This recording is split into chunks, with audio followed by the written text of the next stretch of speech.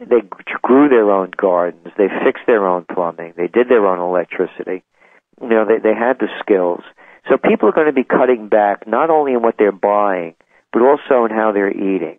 We've overconsumed in that area as well. Did you see the latest data that showed that more people are now obese than overweight in America? I mean, that's astounding. Mm-hmm. So it's going to be cutting back on junk. A lot of junk you don't need. And by the way, it's very telling when you see what's happened to America.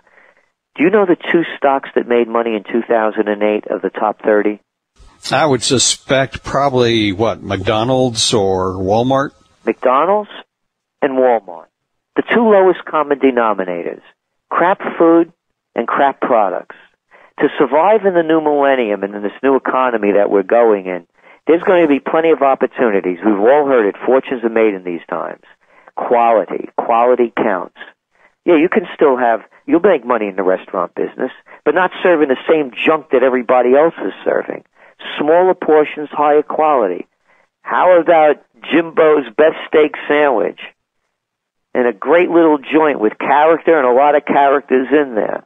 Yeah, people will beat a path to the place. You can open a coffee shop just because McDonald's is closing them down. That has to do more with predatory practices in buying up, all the locations in a couple of blocks to drive out the competition than it does do with demand. Yeah, people can't afford $4 cup of coffee, but guess what? They'll go to a place for the greatest crumb bun and the best cup of coffee. And again, a place decorated with character and filled with characters. So there's going to be plenty of opportunity. As the too big to fail, there's going to be a lot of gaps left over for people to move into. So economics slim fast in many different ways, and also with that Yankee mentality of use it up, wear it out, make it do without. The next two trends that you're looking at, I want to talk about both of them at the same time. Busch gardens to cope with food shortages and food rationing, and then whole health healing. Well, we call it Busch Gardens with tongue-in-cheek. In World War II, they called them victory gardens. People were growing their own. They weren't growing this grass, that you can't eat or smoke. It's useless. So they're going to start ripping it up and starting to grow gardens, be productive with that, all that land. I mean, this land, when you go to Europe, people have gardens all over the place with grape arbors and berry bushes and fruit trees, rather than using it for nothing in chemically intense lawns. So people are going to start to have to do this. And then think about it. As you're working in your garden and you're turning that soil, you don't need a machine to do it. Your body starts changing. It becomes your gym. Your garden becomes your gym. You don't have to go out to a gym. And we call it Busch Gardens because people are going to say, how'd they get their name? Well, we know how they got the name Victory Gardens. It was for victory in World War II. Well, Busch Gardens, they're going to remember this president that's going to go down in history as the worst president this country's ever had. And that's our forecast, and I think other people are on board with us. And again, I'm a political atheist, I could do 7 days. Matter of fact, I did a book on Clinton, about the atrocities and the things that he was doing. So they're going to say, how'd they get the name? Well, this guy bankrupted the country. We're fighting trillion-dollar losing wars, huge deficits, and the country was going under with him. And whole health healing really ties into it because people have to understand that health is in their own hands. And that to survive in these times, you're going to have to be healthy emotionally, spiritually, and physically. I ask people, is your doctor a drug dealer? Do you get 5 minutes of patient time and 15 prescriptions? There's not one allotropic drug on the market that cures a chronic degenerative disease. How can anybody take these drugs when you see their after effects, what they say on TV? My God. The after effects. Stay away from that thing, I love the one with Viagra, If you get an erection, well, that's more than 4 hours. A friend of mine said he'd call a caterer. But, so whole health healing is you take health in your own hands, use as many natural remedies as possible. And you see doctors that are more skilled in these fields of vitamin therapy, herbal tinctures, and vitamin counseling, such as chiropractic physicians, naturopaths, being an acupuncturist. You use the doctors for the emergency. Like, for example, I had Lyme's disease. I live in the Northeast. Boy, you bet no homeopathic stuff for me. Shoot me up with those antibiotics. I know what the dangers are. So it's a balance. whole health. You were talking about bush gardens. People listening to this program say, oh, you got to be kidding. No, I don't see that. The Wall Street Journal did a story recently about a neighborhood where this guy had lost his job or something, and he started turning his front and backyard into crops.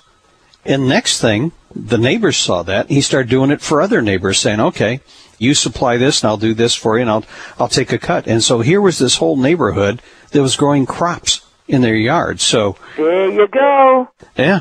Now I live in Kingston, New York. I used to live in Rhinebeck, and I was married at the time, and we had these huge gardens. I used to raise my own chickens. I used to make my own prosciutto. You eat stuff right from the garden, boy. There's nothing like it. You eat this lettuce, you know, they ship it halfway across the country. It's dead by the time you bite into it. When you pick those fresh fruits and vegetables, oh, there's a whole different flavor. The palate lights up. You know, so that and that's what I'm talking about when I talk about quality. I speak all over the world. I say the same thing. Don't let your quality down. Quality is what's going to reign supreme. And we're going to see it in entertainment also, because in bad times, people want high times. And you're going to see an entertainment revival, just as it happened during the Great Depression. It was the happiest, hottest music this nation's ever seen. People are going to get dressed up again, rather than looking like a gangster look. Could you imagine? They're going to look back in history and say that's what fashion was?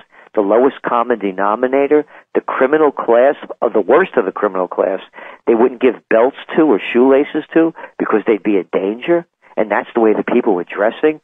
So the people are going to understand that if they're going to want to get a job or going to move ahead, they better act sharp, be sharp, and think sharp.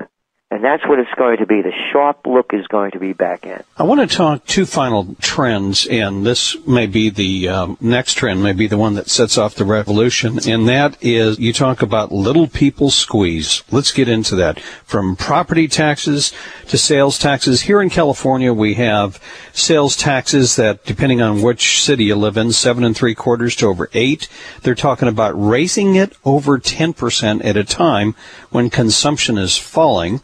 And likewise, more income taxes, more fees. This is nickel and diming people that can't afford to pay this. It's atrocious what's happening. Every year, for years and years, they're always reassessing property, right?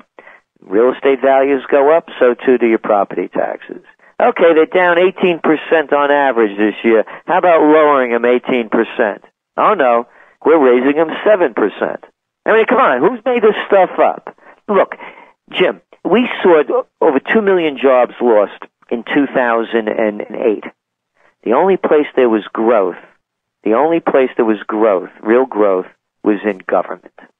This has become the whole game. The politicians and Wall Street, hand in glove, and what they're doing is they're squeezing the little people at every end. And there's going to be an end to it because people are going to take to the streets. There's going to be tax revolts.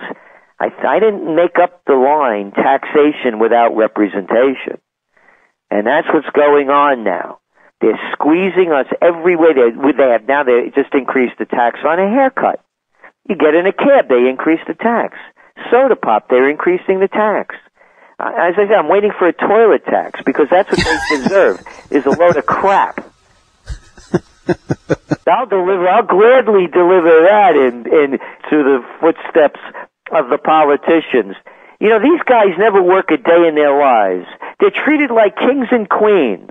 I love the term they come up with, public servants. Oh, yeah, right.